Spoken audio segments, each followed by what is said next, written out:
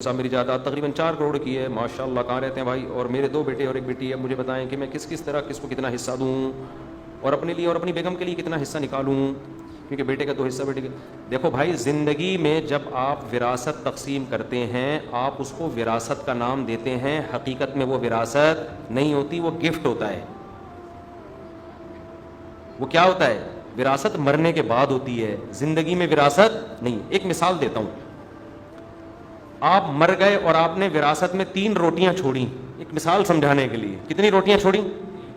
روٹی چھوڑو، پراٹھے میں مزہ آتا ہے۔ 3 پراٹھے چھوڑے، 3 تازہ تازہ پراٹھے آپ نے منگوائے تھے ہوٹل سے، اور دیکھ کے خوشی میں آپ مر گئے۔ یار کیا کرارے کرارے دیسی گھی کے، خوشی سے آپ کا انتقال ہو گیا۔ آپ کے وارثوں میں 1 بیٹا اور 2 بیٹیاں ہیں، سوری 1 بیٹا اور 1 بیٹی ہے، اور کوئی کچھ چھوڑا ہی نہیں آپ نے۔ اتفاق فرض کر لو، فرض کرنے میں گورنمنٹ نے کوئی پابندی، لوگ کہیں گے ایسا کیسے ہو سکتا ہے، گھر تو ہوگا، فرض کر لو یار کچھ بھی نہیں تھا، جنگل میں رہ رہے تھے، تو شریعت کیا کہتی ہے؟ 2 پراٹھے بیٹے کو دے دو، 1 پراٹھا بولو نا بیٹی، کیونکہ وراثت چھوٹی بڑی چیز سب میں جاری ہوتی ہے۔ آپ یہ کہہ کے وراثت نہیں کہ پراٹھے ان میں کیا وراثت، ہر چیز مما قل منہ او کثر، قرآن کہتا ہے تھوڑی چیز ہو یا زیادہ ہو، سب میں وراثت جاری ہوگی، ٹھیک ہے نا۔ 2 پراٹھے کس کو دے دیے؟ بیٹے کو، 1 پراٹھا بیٹی کو، ہو گئے۔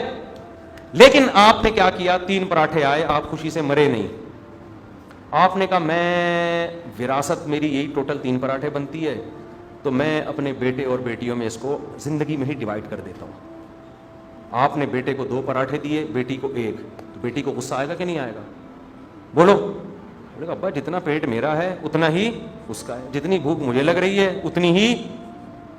ایسے موقع پہ یہ عمل ظلم کہلائے گا۔ کبھی زندگی میں دیکھا ماں باپ بیٹے کو زیادہ کھلا رہے ہوں اور بیٹی کو کم؟ ظلم ہے کہ نہیں ہے؟ زندگی میں جو آپ دیں گے، نام آپ اس کو وراثت کا دیں، لیکن شریعت اس کو وراثت نہیں کہتی، اس کو گفٹ کہتی ہے۔ اور گفٹ کے بارے میں شریعت کا اصول یہ ہے کہ عام حالات میں برابری ضروری ہے اولاد میں۔ حدیث میں آتا ہے اعدلوا بین اولادکم یا فی اولادکم، اپنی اولاد میں کیا کرو؟ بولو، عدل کرو۔ اس میں آپ یہ نہیں کر سکتے کہ بیٹا ہے تو 2 پراٹھے، بیٹی ہے تو 1 پر، نہ نہ نہ، وہ کہے کہ میں بیٹی ہوں تو مجھے 1 کیوں دے رہے ہو آپ اس کو 100 دفعہ وراثت کا نام دو۔ ایسے تو ماں باپ جو کچھ کر رہے ہیں اس میں وراثت کا نام دیں گے، ڈبل اس کو دے دیں، آدھا اس کو۔ عید پہ آپ 2 کپڑے بیٹے کے لیے بنواتے ہو اور 1 بیٹی کے لیے، ایسا کرتے ہو؟ بولو نا کیا ہو گیا بھائی؟ عید پہ اس کے لیے بھی گھر میں 1 اور اس کے لیے بھی گھر میں 1، اگر 2 بن رہے ہیں تو اس کے لیے بھی 2، اس کے لیے بھی 2۔ تو اسی طرح ہر چیز میں نارملی شریعت کا حکم یہ ہے کہ اولاد میں برابری۔ ہاں ایسا ہو سکتا ہے کہ آپ نے 3 پراٹھے منگوائے، 1 بیٹا اور 1 بیٹی، آپ کو پتا ہے بیٹی نے رات پیٹ بھر کے کھانا کھایا تھا اور بیٹے کو رات کو کھانا نصیب نہیں ہوا تھا، یہ 2 ٹائم کا بھوکا ہے، اس بیس پہ آپ بیٹے کو 2 پراٹھے دے سکتے ہو، اور اس میں بیٹی کو اعتراض بھی بولو نا نہیں ہو۔ لیکن اگر یہ معاملہ الٹا ہو جائے، بیٹی کو رات کو کھانا نہیں ملا تھا، بیٹے نے، میرا والا بطخ ہے وہ اس میں شریک تھا، ایک مثال دے رہا ہوں، جو میں نے بطخیں کا جنازہ نکال دیا نا، اس نے پیٹ بھر کے کھانا کھایا ہوا ہے، بیٹی بھوکی ہے، اب بیٹی کو کتنے دو گے؟ 2 پراٹھے، بیٹے کو کتنا دو گے؟ 1۔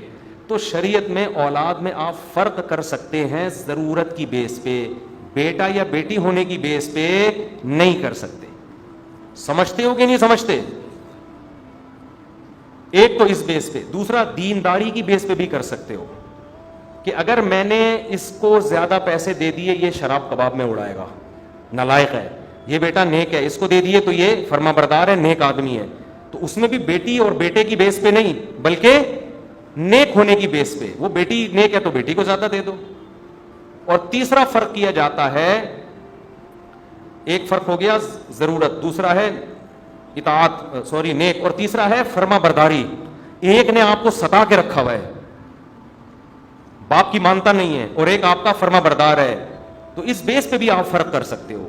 اب بیٹی خدمت زیادہ کر رہی ہے، آپ نے کہا یار اس بیٹی نے میری بہت خدمت کی ہے، یہ لو بھائی بیٹی تمہیں یہ زیادہ، اور یہ نالائق کبھی پوچھتا نہیں ہے اس کو کم دے دو۔ زندگی میں یہ کر سکتے ہو، وصیت نہیں کر سکتے، خوب سمجھ لو کہ میں مر جاؤں تو اس والے کو زیادہ دے دینا، اس والے کو کم، نہ مر گئے تو اب آپ کے اختیارات ختم، اب اللہ درمیان میں آئے گا، اللہ کہے گا میں اپنی مرضی سے دوں گا، اب تمہارا، تم تو جاؤ قبر میں اللہ اللہ کرو وہاں بیٹھ کے، فرشتوں کے سوالات کے جوابات دو کہ یہ کمائے تو پراٹھے منگوائے کہاں سے, یہ 3 پراٹھے کی جو باتیں کر رہا ہے, یہ تیرے پاس پیسہ آیا کہاں سے, اس کا حساب دے. کھا وہ رہے ہوں گے پراٹھے, حساب کون دے رہا ہوگا, آپ دے رہے ہوگے. تو اس بیس پہ آپ فرق کر سکتے ہیں.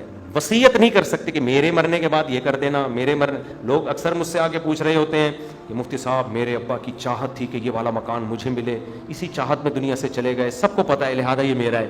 میں کہوں چاہت تو دور کی بات, لکھ کے بھی اسٹیمپ پیپر پہ چلے جاتے ہیں نا, آپ کو ملے گا تو بھی آپ کو نہیں ملتا. اسی وقت آپ کو دے دیتے اور ہینڈ اوور بھی کر دیتے. اسٹیمپ پیپر پہ اگر کوئی لکھ کے دے دے کہ یہ مکان میرے بیٹے کا ہے, خوب سمجھ لو پھر بھی نہیں ہوتا جب تک مکمل پراپر قبضہ نہ دے. لوگ فلیٹ بنا کے میرے بیٹے کا, بھائی فلیٹ کی چابیاں دیں, وہ بیٹا اس میں جا کے رہے, قبضہ لے.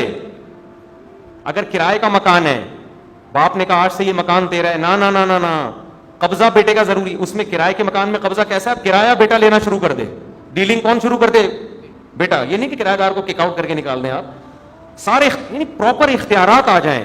ڈاکومنٹیشن کافی, بے شک ڈاکومنٹیشن نہ ہو, آپ اپنے نام مکان رکھیں, لیکن مکمل اختیارات اس کو دے دیں گے تو وہ اس کا قبضہ شمار ہوگا. سمجھتے ہو یہ مسائل بار بار بیان کر رہے ہیں, لیکن لوگوں کی کھوپڑی میں یہ مسائل آ نہیں رہے ہیں, لڑتے ہیں پھر بعد میں وراثت پہ بہت اٹھک پٹک ہوتا ہے. میرے ابا کی تو یہ خواہش تھی, میری اماں کی, میں نے کہا وہ خواہش تھی, وہ چلے گئے دنیا سے, ان کے لیے استغفار پڑھو اب نہیں. اور یہ بھی خوب سمجھ لو, جس مرض میں ابا کی موت ہو جائے اس مرض میں بھی ابا کے تصرفات نافذ نہیں ہوتے.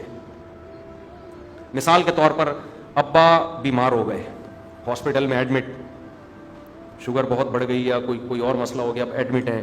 اب ابا کو اندازہ ہو گیا بھائی بچ بھی سکتا ہوں اور انا للہ بھی ہو سکتا ہے. اب ابا نے کہا, بیان سنا ہوا تھا مفتی صاحب کا کہ یار زندگی میں جو دے دیا تو دے دیا, لہذا فوراً ابا نے کہا یہ والا پلاٹ میرے فلاں بیٹے کو دے دو, اور ابا کا انتقال ہو گیا.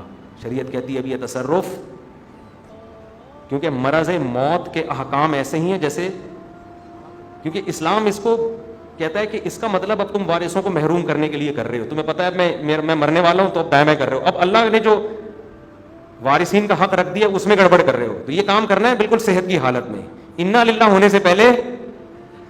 کیا ہو گیا بھائی جان؟